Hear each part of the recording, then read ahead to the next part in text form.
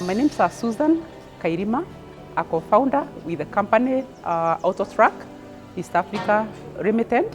My partner, who is the innovator behind the technology, Kenneth Wantai, has worked with me through this 6-month training.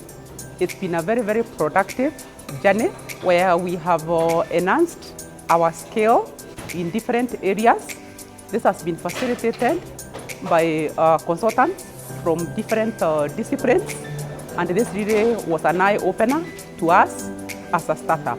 They have also facilitated us, financially speaking, at least they contributed towards us finalizing with our prototype.